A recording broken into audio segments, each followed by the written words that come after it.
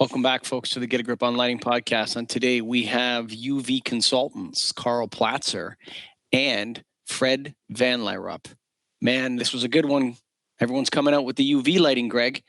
That's right. It's hot. Something we've been looking at doing. We wanted to get the right people, and I think we found them. I think we did. And you know what we really need to do is we need to get UV tied into that Bluetooth mesh kind of deal that McWong International has going on. Yeah. Right? Speak to those UV lights. Let them know when the space is occupied and when it's not. Now that Tell would make those sense. UV lights intelligently using McWong's Bluetooth mesh technology implanted in there so that the lighting system knows when there's no one there and it can disinfect as it needs to. So you got to go to McWong International. What's the website, Greg? McWonginc.com, I believe. I think it's McWonginc.com. Yeah, we keep missing that one, but that's McWonginc.com. That's McWong.com. And they are leaders in intelligent, addressable lighting. They're really coming forward with some hot technology. They're cooperating with other software makers out there. If you're a fixture manufacturer, or you're someone that needs to get involved in this whole Bluetooth revolution that's coming, you got to know about McWong. So go to McWonginc.com. And of course, the National Association of Innovative Lighting Distributors. Go to NAILD.org. Greg, join us, get associated. Get smart. Right now, we're talking UV lighting on the Get a Grip on Lighting podcast. Welcome to the Get a Grip on Lighting podcast. Karl Platzer and Fred Van Lierop. Did I get that right? Close enough. Say hello to Greg Garrett, guys. All right. Hi, Fred. Hi, Karl. Thanks for coming on. Hi, Greg. How are you? Good. All right. Let's do this. All right. So maybe I'll start it off here. How did you guys get into UV lighting? Many years ago. Many years. Okay. That's why we are basically old farts in this business, and but that's collecting a lot of experience. And I'm personally starting to build the first UV pinch machine for UV lamps in 79 or 80 or something like that at a company in Germany, close by. They're still producing these kind of lamps, and then continuing during my career to GE, General Electric, Light Sources, Light Tech. There's a company called Narva or JW Holding, and that's about it. And since 3 years, I'm doing the business by myself and consulting other people to be more smart than other people. There you go. How about you, Fred? I've been making lamps for all kind of applications for the last 30 years or so. Started out for Philips Lighting, a Dutch company with one L.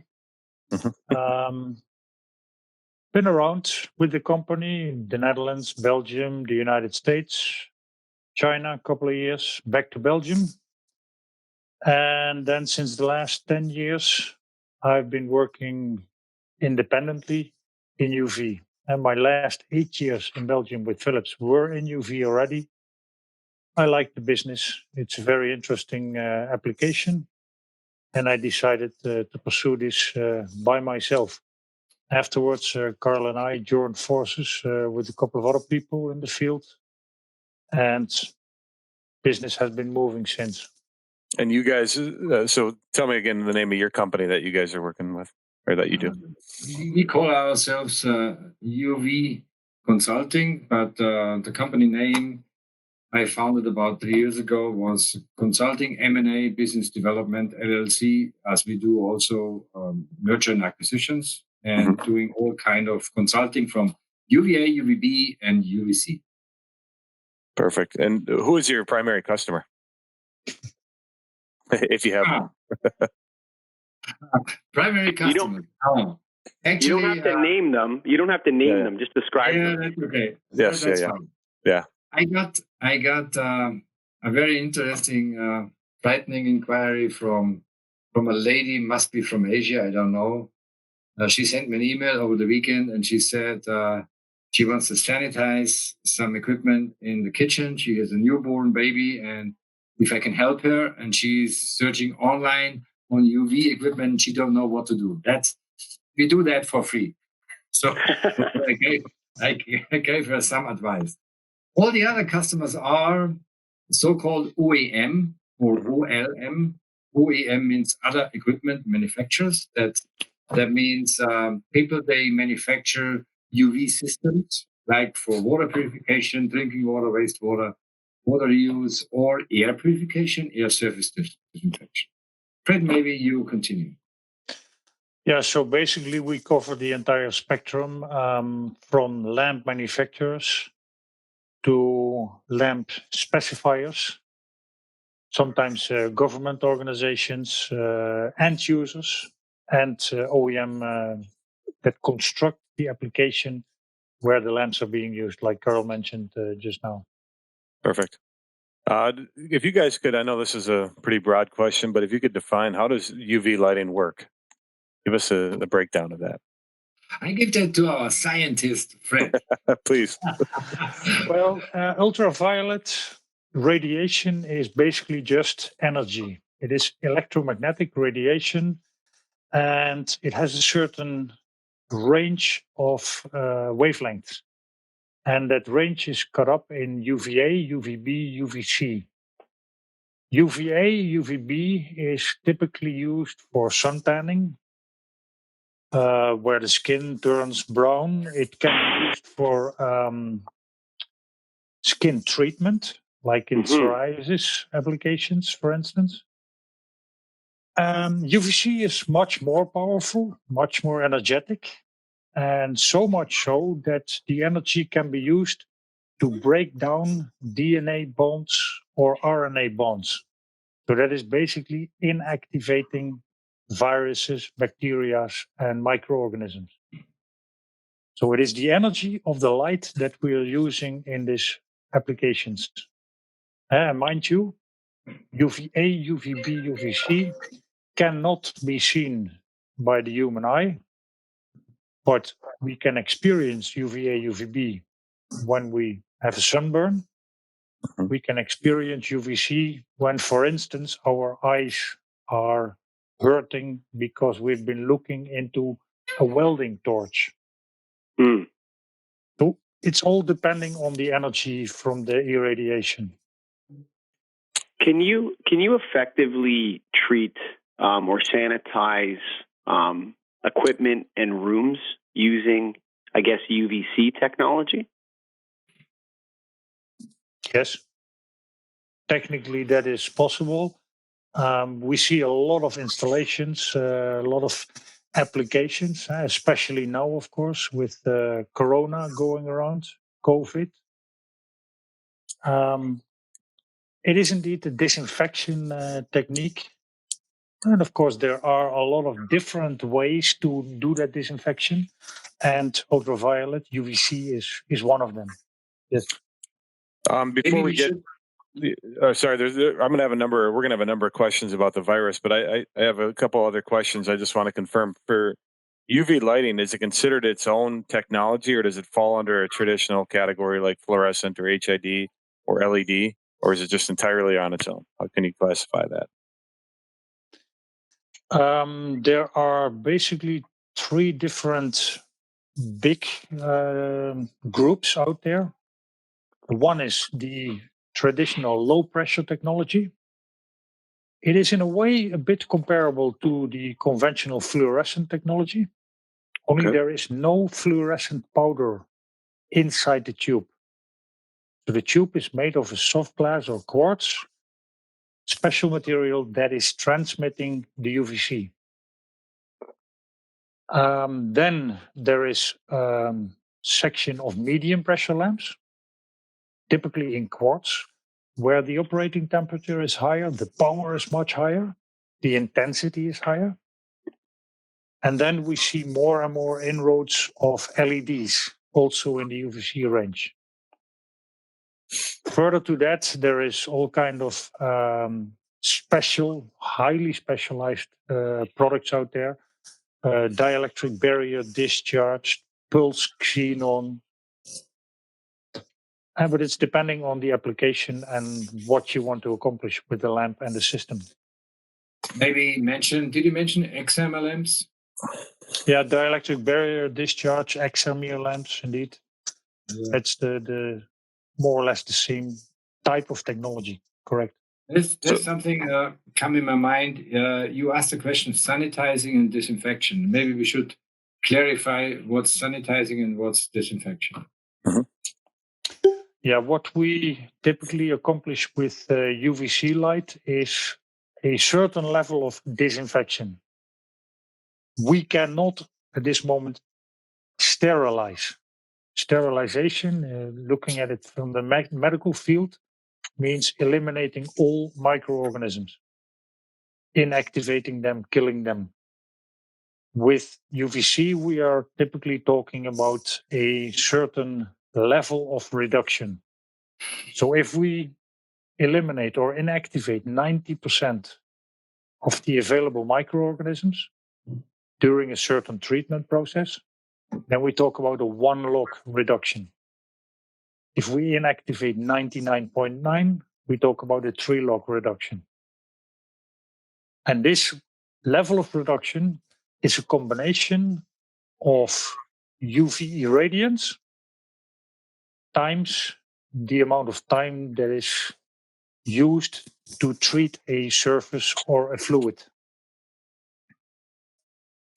So just to clarify, UVA and UVB are not cannot be used for sterilization or disinfection.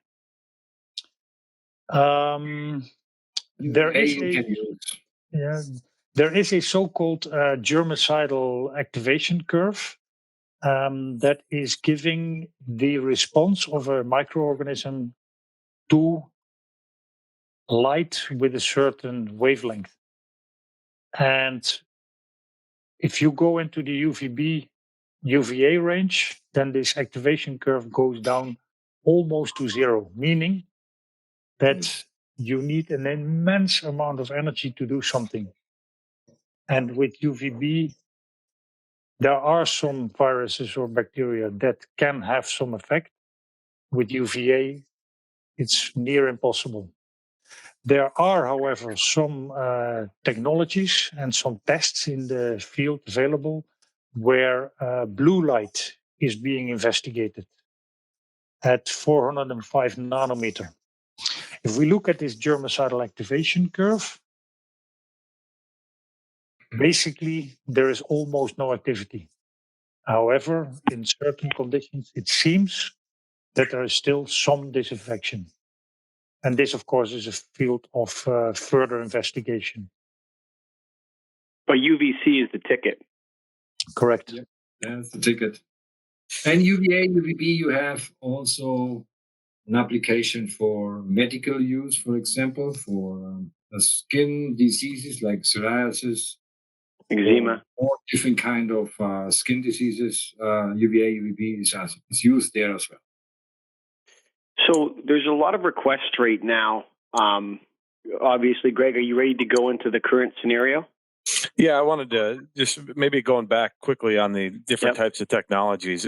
Why choose one over the other? What is the best one, or is there a situation or application that you should use each one? Because you named 4 different types. I'm trying to relate it to lighting. On my end is like I get the lighting side. I don't get the UV side. So which one do you choose, and why do you choose each one? Well, you're from the lighting side. Yes. Let's assume that you want to light the indoor sport arena of a school or whatever, sports arena. You can use metal halide 400 watt. You can use fluorescent lamps in high bay luminaires, or nowadays you can use high bay LED luminaires. Which one is the best? That's a difficult question, right? So it's depending on switching ability. It's depending on color rendering. There's all kind of technical considerations that will influence this question. Now back to UV. If we look, for instance, at water disinfection with UVC lamps, we are talking about big installation in this case, a city. And LEDs is not so interesting because LEDs are small and you would need a lot of LEDs. And we are working in the industry to get to that point, but we're not there yet. Okay. Then we basically have the choice at this moment between a low pressure lamp or a medium pressure lamp. Evaluating those two options, basically very easy. A medium pressure lamp has around 15% electrical UVC efficiency compared to a low pressure lamp, roughly double that amount. Okay. But those lamps have a different size. Mm-hmm. So if space is an issue, comes at a premium, then you may want to go medium pressure, even though the electrical cost will be higher. So you see there are all kind of considerations. Mm-hmm. And a question like that is very specific in the solution that we are proposing when we are talking to various customers or end users. And do you think LED is going to take over all the other technologies eventually? Is it inevitable, or is it always going to be a need for low pressure, medium pressure? This will take time. UV LED is a point source. I'll give you an example. On your coffee machine, you have water supply coming in and water coming out. And a cup of coffee or a cup of water of a water dispenser takes about 5 seconds, 4 seconds. Yeah. That's the time some few LEDs take to purify the water. I think they're getting more and more sophisticated and more larger. They can work a larger volume of water in terms of drinking water. The wastewater is a different cup of tea. It's a huge, massive volume. And I think the next 15 years, maybe, or 20 years, LEDs will play a big role. But I think LEDs at the moment don't take over conventional UVC applications. The UVC LEDs create new markets for specific niches they were not existing before. I give you an example about some few segments. Fred just talked about drinking water disinfection. In New York City, in Delaware, they have the New York City drinking water UVC disinfection plant. We have about, I think it was published like 11,000 lamps in use there. That's a traditional business. I think it's the largest drinking water plant worldwide. But that's a typical use for drinking water, and in this case, New York City. A future business in UVC is, for example, ballast water. The big boats, the container boats, they come into the harbor. They have to offload ballast like water. They pump water out and they go into the harbor. But they pumped in water in, I don't know, somewhere in the Philippines or in Shanghai, and they get all the germs from there or from anywhere, and then they pump it out in a different variety, a different harbor. And this type of water will be purified in the future. And there are regulations worldwide, and I think it's taking off right now.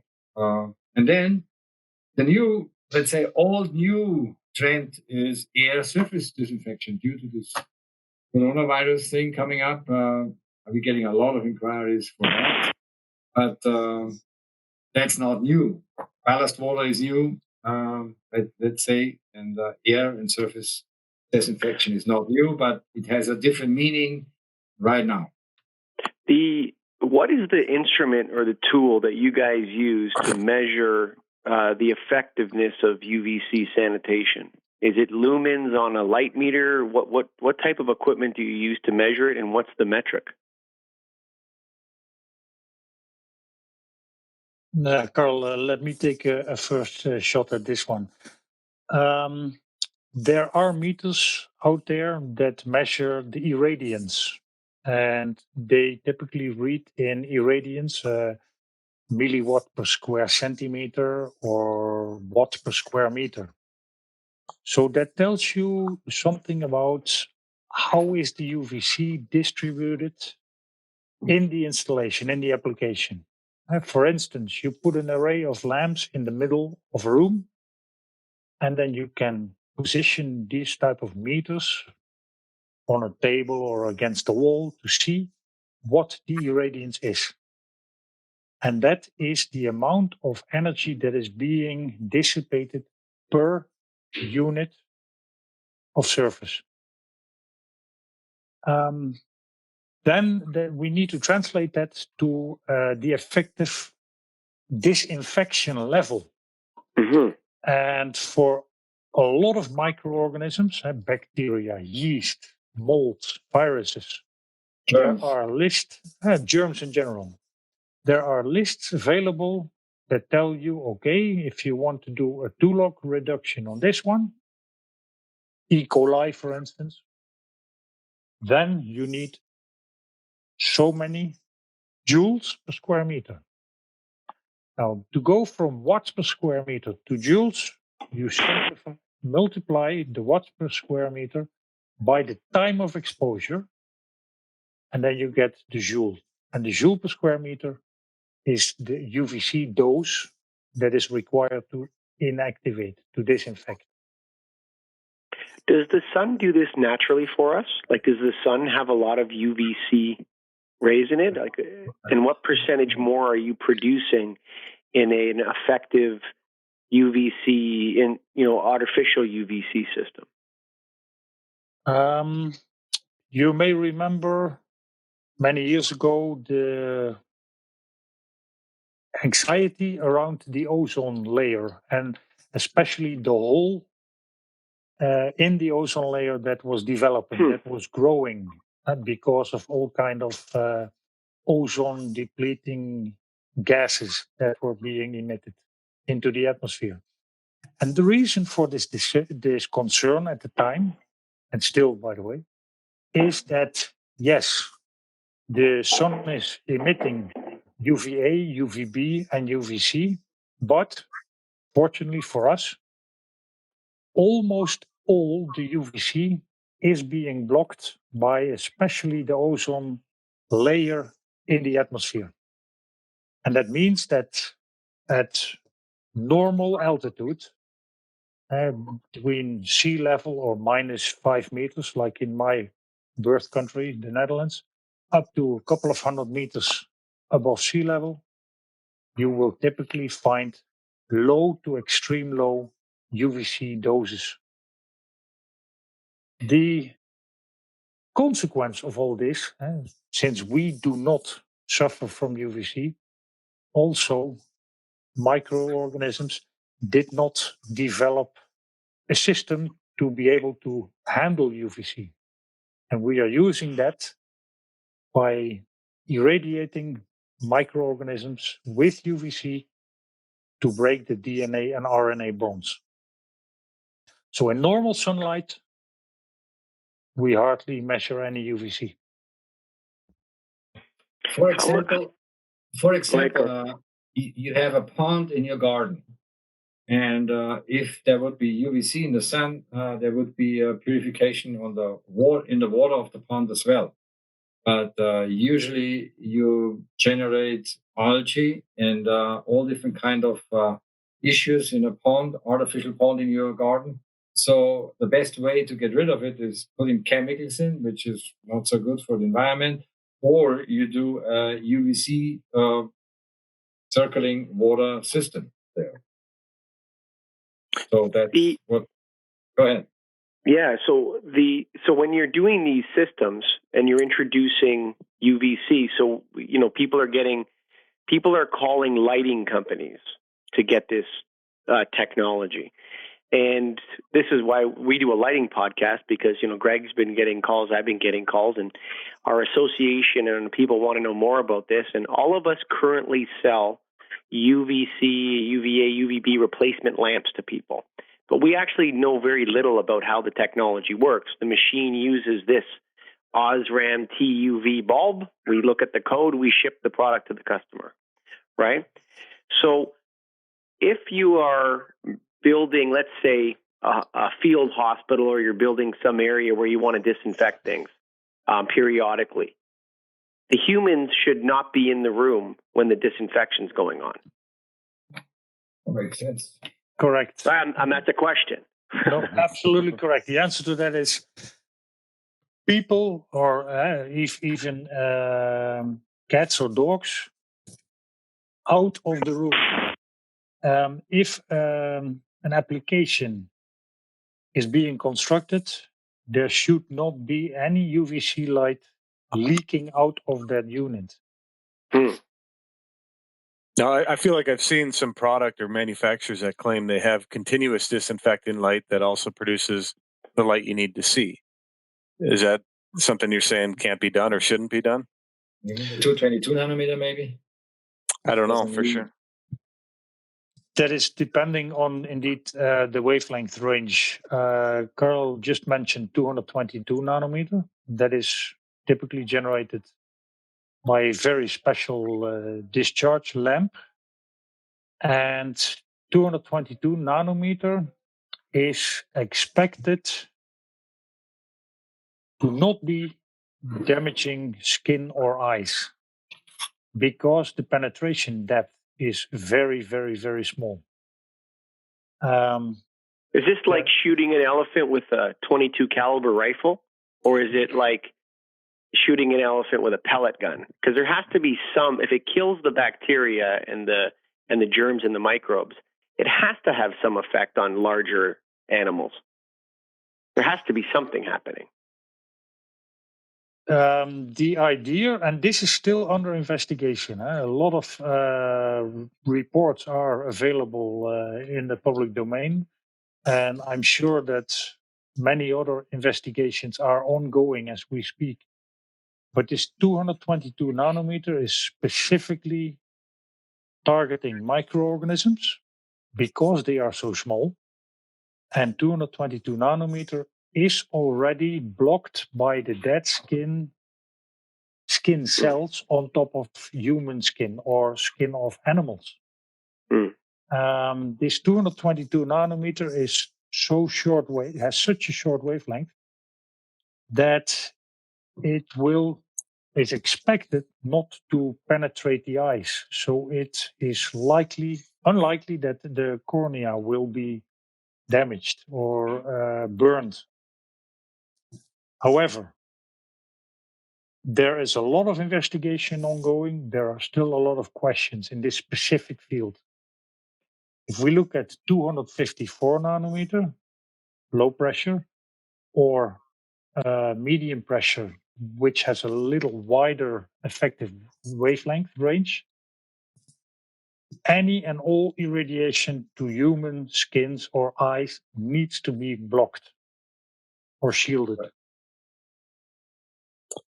So you have to make these lights perfectly. Like they have to be exactly 222 nanometers. And you have exactly some additional filters in it. If you create a UVC lamp like a 222 nanometer lamp, it could be that there are some other wavelengths coming out. For example, 235 or 265 or things like that. For that purpose, they do some specific filters. So they are all filtered out. So it's purely 222 nanometer. But I would say this technology is pretty new. I think it's a good technology, and they were just published a study from Kobe University, Japan. I think they made some tests on mice and some animals, and it was all good. But that's not the big variety of the UVC business. Let's say it's a niche market, but it's coming, and if it works, it will be growing. That's it. I think that's the main message. Yes, correct. Is there a certification process that a manufacturer of a UVC lamp has to go through in order to qualify it? I hope. There's certification. There's certifications going on in terms of the equipment, like electricity, like UL, and then it comes to FDA and EPA, and then it comes to bioassay testings. And the bioassay testings, that's something very specific. I'll give an example on the water side. Maybe, Fred, you talk about the air side. So the water side, let's take that New York City. And these people, they put together the similar water like they use in Delaware for the New York City water side, for the drinking water side. And then they define some microorganisms, some germs, some bacteria, anything. And then they do a validation how these kind of stuff gets killed over a certain time. And there are laboratories worldwide, in America, worldwide, and they testing this. And there's a third-party witness test certificate, and that's about it. And maybe, Fred, you continue with the airport. Yeah, but I also like to add something about the water. Because in Europe, there is a test facility in Germany and one in Austria that is doing the type of water disinfection testing that Karl just described. And they will issue a certificate. And that certificate is typically recognized by all the other countries in the EU and a lot of countries outside of the EU. And water is, fortunately, a very well-regulated medium. So that application has a lot of well-established test procedures. And if we look at air or surface disinfection, the process is the same, but the regulations are still under construction. And so there are a lot of industry support groups that are coming together, and the International UV Association being one of them. IRradiance is active in air disinfection and air treatment, air handling. And these groups are investigating how UVC can be used and how the procedures need to be documented to have a method to really establish the effectiveness of an installation. If we have situations now where there are calls to electrical contracting companies, lighting contractors, lighting distributors, and all that to sell UVC or UV lighting systems. There's a lot of naivety and fear and panic out there right now. And would you advise against the deployment of UVC lighting, or what, I don't even know what they're, UVC disinfection and sanitization technologies in areas where humans are regular occupants and that don't have firm restrictions as to who's allowed in when and when the UV lights go on? Yeah, you will need to have clear processes. But on the other hand, it's also depending on the application. For instance, there are units, they almost look like a simple wall-mounted uplighting fixture with UVC lamp inside.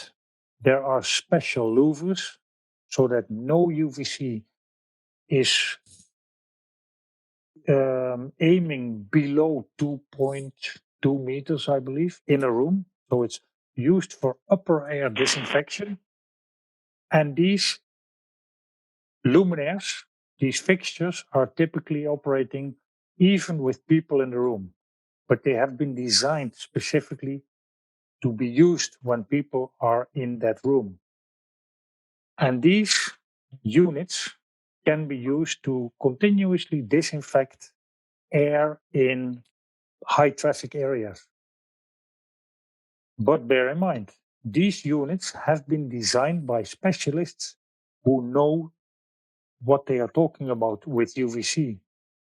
This is not some existing luminaire where you replace an existing visible light lamp with a UVC lamp, because then all kind of things can go horribly wrong. So let's take a couple example applications that a lighting distributor would deal with, and what I think about is like a locker room at a fitness center, or locker room at a school or something along that line. Should we be considering that, or should those customers be considering doing disinfecting lighting systems or something along that line with UVC? Lighting is lighting, and UVC, air purification, surface purification, is a different cup of tea. So I would not mix the lighting fixture with the air treatment fixtures. I think you can do air treatment in a locker room, sure. We're doing it at night or when nobody's there, and you do it once a day. And you put a unit in. You can design a unit for that. You can buy a unit for that, and that's about it. But reestablish the room so the lighting fixture somehow has also UVC and things like that. I would not do that. Is it air or surface that we're trying to clean here, or both? In an application like that. If they are upper air fixtures in such a way positioned and designed that the UVC is only reaching the top of the room close to the ceiling, then we only talk about air disinfection. If the system is irradiating the entire room, then typically the main objective is surface disinfection. And that's a completely different application. Maybe we should talk about the point and get reminded on the part. Disinfection never means like 100% disinfection. It's always a certain, like Fred explained, log 1, 2, 3, etc. And I think we should talk about that. If you disinfect in a locker room with a unit, and then you disinfect kind of surface and air and to a certain amount. But what is the amount? What can we say? It's never more than 90% probably. Okay. So do you think is there a lot of misleading claims? Are people entering the market now, kind of trying to take advantage of the situation, saying, hey, our lights are going to disinfect? Yes, I would say so. You find claims like air purification with UVC, and then you look at the claim, what the machine is doing, and you never find the specific claim. You find it on the internet, and they say what UVC can do, but it does not mean what the unit can do. Right. And the end user, the public people, they just read it and say, that's a good thing. Yes, what the UVC can do, that's correct. But if this unit is doing it, I doubt a lot about it. I think that's the difference between marketing and performance, right? So there's a deceptive element in marketing sometimes that tries to correlate products to benefits that don't specifically exist with the product being sold, but maybe with the technology that's being used. And so we find that in lighting a lot. Lighting is very susceptible to snake oil kind of claims based on studies that were done on the type of technology used, but nothing with reference to the specific unit being sold. That's common in lighting. Yeah, correct. Absolutely, I agree. Give another example. You guys all have HVAC, air conditioning at your homes, right? Like myself. Do you have a UVC lamp in your air conditioning? I don't know. I don't think so. You don't know? I did in my last house. No, I did in my last house. And he knows. I did because I moved recently, but so I had well water, which had a UVC disinfection flow through system, right. And then each of the air handlers also had a UVC lamp in it. But everything needed to be maintained on a regular basis, and it had these alarms on it that after a certain amount of time, the alarms would go off, and like it could be the middle of the night, and all of a sudden some crazy alarm is going off in the attic. What the hell is that? You think it's the fire alarm? Yeah, I understand. The first time it happened, I was like, what the hell's going on? I had to go up in the attic, and then I open up this box, and inside there's a UV ballast with a lamp. It's saying you have to change the lamp in 10 days or something like that. I can't remember. But yeah, I mean, that kind of stuff needs to be built in. I mean, a lot of people are rushing right now to look at UVC technology in the the herd mentality of fear and panic with COVID-19 and germs. But and they're asking lighting companies, and I think they may be asking the wrong companies for advice.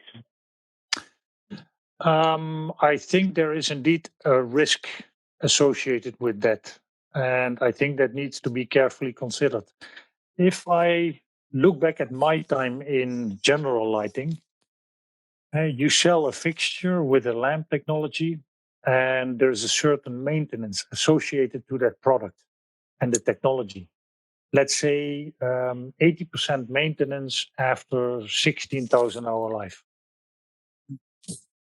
In a lot of installations, nobody cares if the output is 40% after 18,000 hours, as long as there is light coming out. Right. In this case, we are looking at serious consequences, because you can be looking at water that is not healthy to drink. And there's still a little bit of blue light coming out of your UVC lamp. So therefore, a lot of well-designed installations have all kind of interlocks and alarms and safety measures built into the unit to make sure that this product will continue to deliver in the way that it was designed. And yes, an alarm is one of the consequences. Does it, similar to lighting, does it lose power over time? It sounds like it does. Like it starts here and it kind of gradually fades down. Absolutely the same. Absolutely the same. But what I wanted to say to your comment about the HVAC and going up the attic at middle of the night, I would always recommend for the, let's say, the any distributor handling UVC lamps, having a retrofit HVAC kit with a UVC lamp can be simple. And you probably, with the right instructions, you can do it by yourself at home. And exchanging the lamps, yes, once a year, every 1.5 years, fine. You have to find a mode, put it in the calendar, change it. It's not bad. I think it's definitely better than having no UVC in the air conditioner. That's definitely true. I think that's the best application, is where the lamp is enclosed into some kind of equipment and air or water is forced through that piece of equipment. That has to be the most effective, energy efficient way to purify something. I mean, trying to purify the air in an entire room, that where it's not being forced into a confined space, seems like a lot of UV lamps. Let's go ahead. It could be, but also you have to consider time here. Like Karl said, if you do something with a UV lamp in a space during night, example that immediately comes to mind are the metro, the subway cards in Russia. Moscow, St. Petersburg, I believe, have those. Mm-hmm. They have UVC trolleys. They put them in at night. They lock the cards, switch on the lamps, and the unit is disinfected. The surface is disinfected in those places where the UVC can irradiate the surface. And I put this disclaimer in there specifically because UVC light, like any other light, only goes straight in the area that we are concerned, of course, and can be reflected, but it doesn't go around the corner to irradiate the back of a chair, for instance. Mm-hmm. Shadowing always is a factor that will play into the effectiveness of the installation.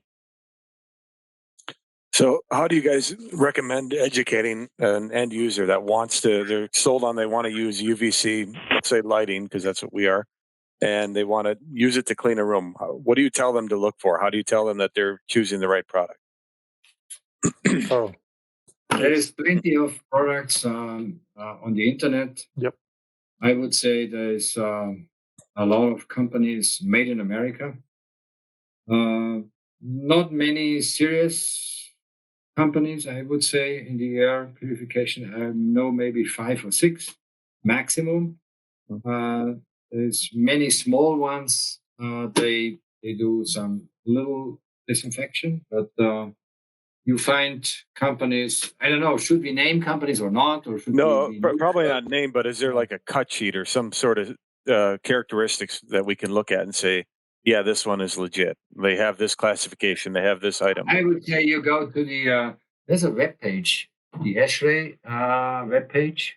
Okay. You find all these companies. Wait a second, there's an association. Yes. Let me go on that web page.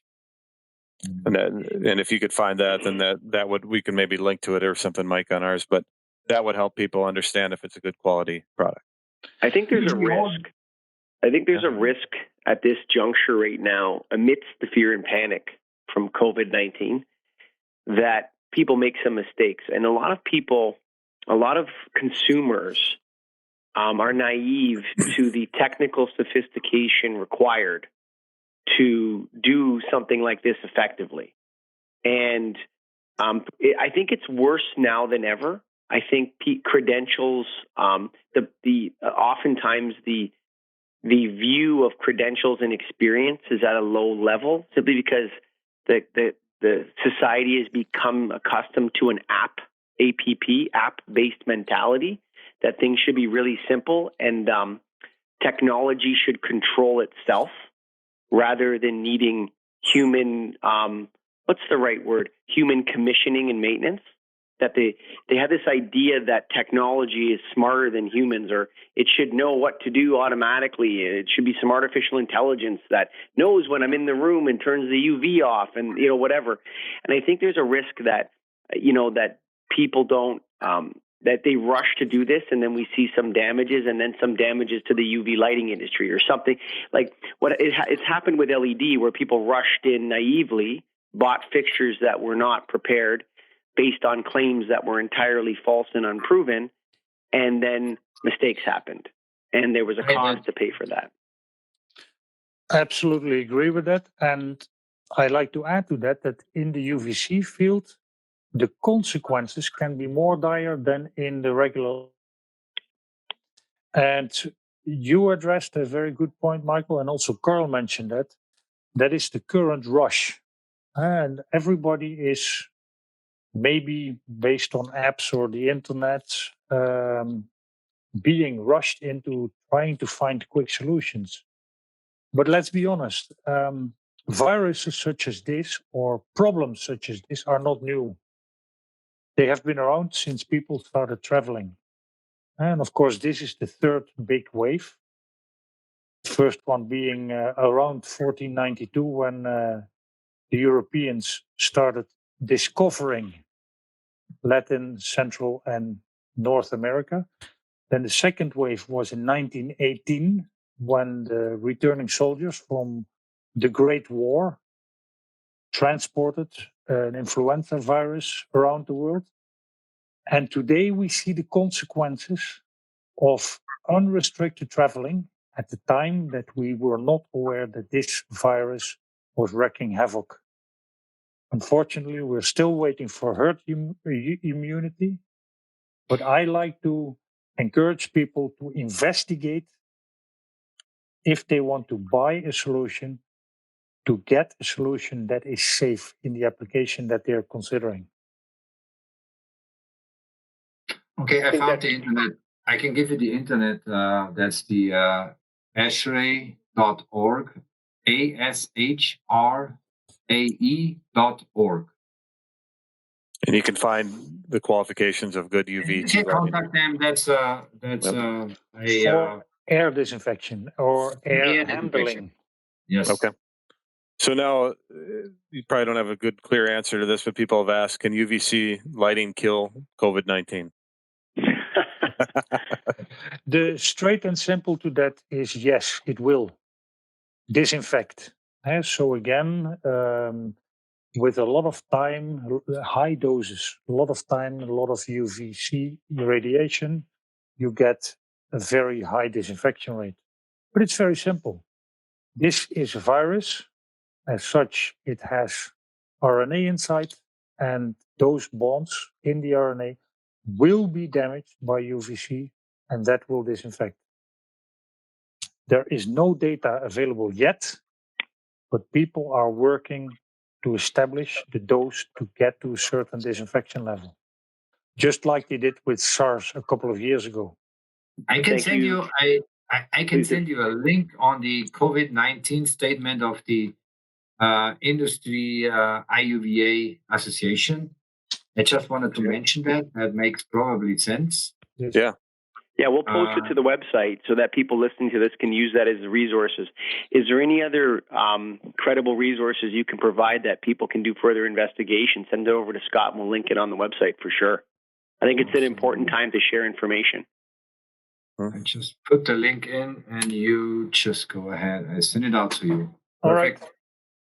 Thank you very much, gentlemen. Thank you. Take care. Bye for now. Yep. Thank you. Bye-bye. Bye-bye. Oh, baby. McWong International, baby. That's McWongInc.com. Man, Greg, we got to get that Bluetooth mesh thing hooked up to these UV lights so we can really disinfect this place and keep everybody safe and clean and sanitized. Let's do it. That would be a good thing to do. But let's also talk about a real world application where lighting controls are being used and Bluetooth mesh at it. McWong, as you can see, I think on the screen right now, you've got a case study from Yamaha Motors in Wisconsin, close to me. But they supplied over 320 of their True Blue mesh sensors and 40 control zones throughout the facility. Now, 40 control zones might sound like a lot, but that's what the customer wanted. They wanted the robustness. They wanted the control to be able to do that. And if these McWong controls and sensors can do that. On top of that, it was easy to commission. They had their contractor actually commission it at the end of every day. After they installed a section, they'd commission it and they'd move on. That means they didn't have to wait till the end of the project for a specialist to fly in and do the commissioning. They were able to do it right there. Save energy. About 25% of the lighting retrofit came from this True Blue system. And it's easy to control. It's meant for the future. Everything's covered with it. McWong's got it down. True Blue, baby. I love it. So go to McWongInc.com. That's McWongInc.com. Lead in the Bluetooth revolution. And Greg, of course, the National Association of Innovative Lighting Distributors, where it all started. Get associated. We are. Oh yeah, you should be. You got to get associated. And Greg, thanks to Fred and Karl for coming on and associating with us and getting us educated. That's right. And thanks for your internet for breaking up in the middle of that. But we know what you said. Everybody who's listening know what you said. We got it down. Hey, it's not my fault I'm locked down, hot down, pop down. Holy macro. Hashtag something, folks. Thanks for listening.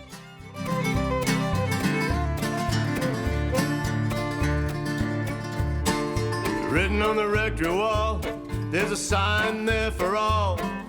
You are lost, the Lord is there to find you.